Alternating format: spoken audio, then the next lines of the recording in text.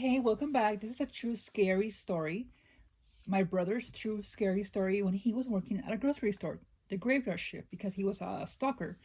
So he will stock the shelves, open boxes, bring out the new merchandise. And so this is what happened to him one night while working. And yeah, here we go. I'll also be brushing, the her hair. And yeah, so here's the story. So my brother used to work the graveyard shift at this grocery store, and he would start at 1 a.m. Now, everybody else started at 11 p.m. My brother started at 1 a.m. because his boss wanted him to be there when the boss started his shift, right? Because he wanted my brother to show him all the paperwork, from the truck driver, the guy that delivers like the boxes, so that they can stock them and put them out on the shelves. So my brother was kind of treated like a supervisor or like a lead, even though he wasn't one. But that's the reason why he started later, so that he can spend that time with his boss in the morning, when the boss would come in. So anywho, here's the thing though, a little background. One, you have to carry a box cutter when you are working those type of jobs, right? Because you have to open boxes and so on, right?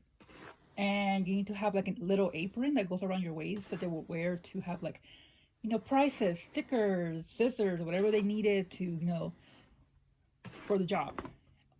Also, keep in mind, like that I told you guys, my brother started his shift at 1 a.m. and the other guy started the shift, which was in this night was two guys only, besides my brother. They started their shift at 11 p.m. Now, the store is not like when we go in, right? You just walk into the door and it opens up right away. Why? Because it's closed, right? It's not open for business. So my brother would either have to call the store. Sometimes he would have to knock in order to be let in. And it just so happened that these guys were not the best guys to work with. Why? Well, because sometimes my brother would tell me stories like sometimes I have to call the store multiple times for them to pick up. And he would tell me I can literally hear the phone ringing from the outside. So he's like, there's no way they're not hearing the phone ring. They're just choosing not to answer because they know it's me. There was other incidents where he would tell me that there's glass all around the store, right? So basically he will be knocking on the glass, right? The glass door. And he can see inside because the lights are on. It's bright inside. It's dark outside. So he has a pretty good view of the inside of the store. And he will tell me how the guys would literally be like right there down an aisle, stocking, the shelves. And he's like, there's no way they can't hear me. They're just choosing to be, I don't want to say a bad word, but, they're just choosing to be asses, right? They're just choosing to be, rude. And I mean, it's like 1 a.m. Like, why wouldn't you want to open the door as soon as possible, Not to mention that this grocery store is close to the downtown area, but not in the middle of the downtown area, but maybe like a good 2-minute walk from the downtown area. So yes, it is somewhat in a busy area, but not too busy. And so, here and there, my brother would have like encounters with like homeless or people asking for cigarettes or, so it's not like the best situation, to be out there at 1 a.m. But anywho, let's get into the incident that happened to him. So he was starting his shift. He parked his car. He's walking towards the entrance of the store, right?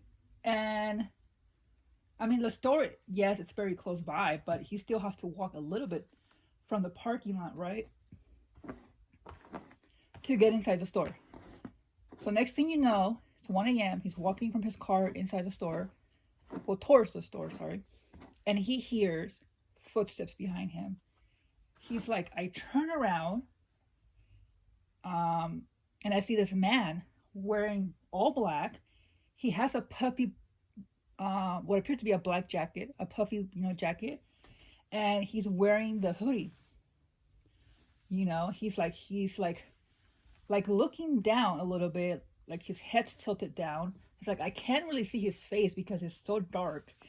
He's like, but this guy, he's speed walking, towards my direction, behind me, And so my brother gets nervous because he's like, he looks suspicious.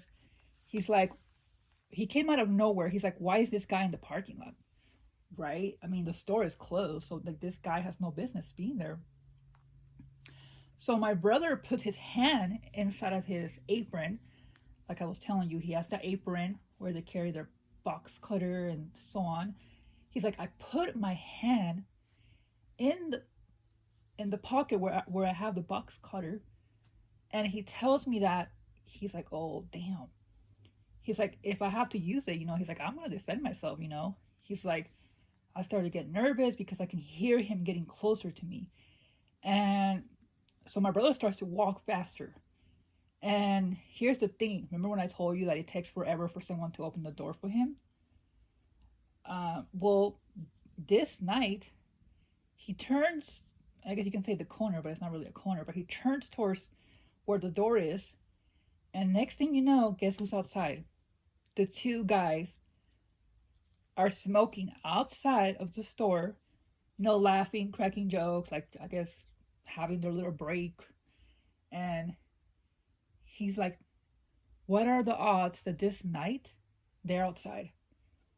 So as soon as my brother turns and he has full view of the guys, his coworkers, and he's like, I felt relief because I realized that I wasn't going to have to stick around and, probably end up defending myself, because there's no way this guy wasn't going to do something. The guy with the puffy jacket, when he turns around the corner and he sees that there's other two more employees outside, he immediately turns around 360 and walks back the direction that they came from, or he came from. So this guy turns around and goes back the same direction he came from. Like, can he make it like more obvious that you're probably going to rob my brother? I mean, why else would you be walking so fast towards my brother? Like, even my brother said it. He's like, I'm sure he wanted to rob me. And my brother also said, I think because of the time that I start my shift, which is 1 a.m., right?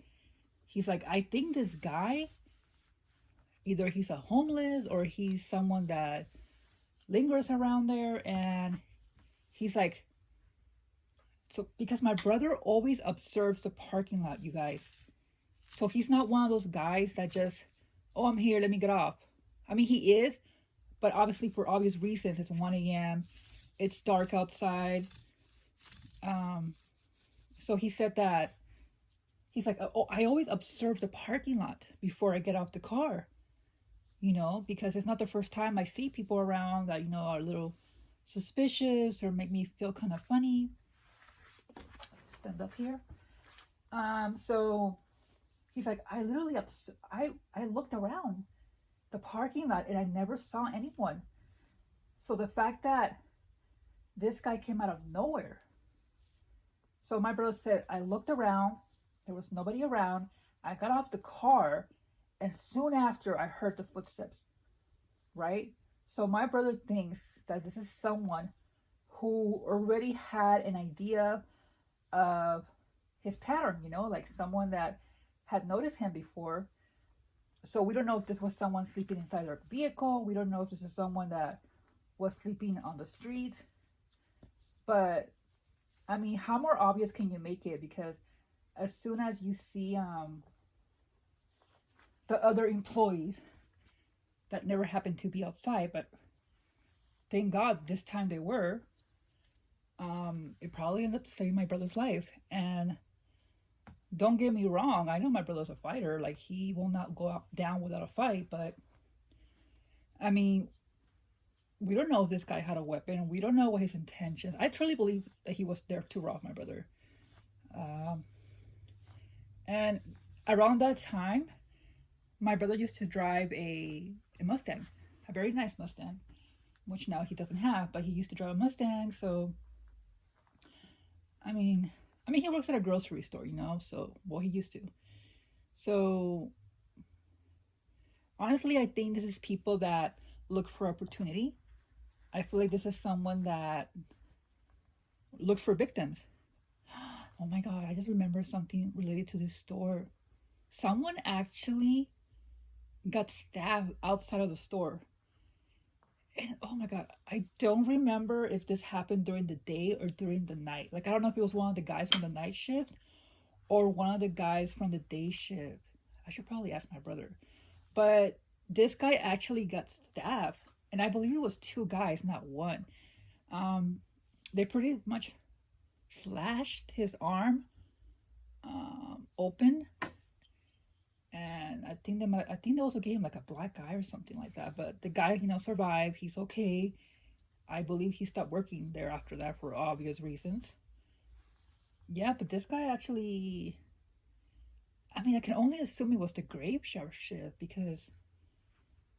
So I think, you know, for all you grave shift people, we have to be careful because sometimes people know that it's late. Like, there's so many people that work graveyard shift, right? Not just grocery stores, but like hotels, you know, things like that. And sometimes people see that as an opportunity because there's nobody around, it's dark outside, and yeah. But I believe that this person had an idea of my brother's schedule and what time he got there, which in this case happened to be at 1 a.m. And I think he saw an opportunity because if my brother looked around the parking lot, there was nobody there. And all of a sudden, this guy is right behind him, speed walking towards him. I mean, this is someone that was, you know, probably hunched down somewhere waiting for him. Like, oh, there's the Mustang. There he is. Let me get ready. And started walking towards him. And luckily, his coworkers were outside, you know, smoking cigarettes and chit-chatting away. Because if it wasn't for that, I know things would have gone much worse, you know. So, yep, that's the story of how my brother managed to, I mean, I don't want to say get away because he never really got away, but I guess got lucky and didn't have to find out what this guy was up to, you know. So, yes, I hope you enjoyed the story. And I'll see you guys on the next video.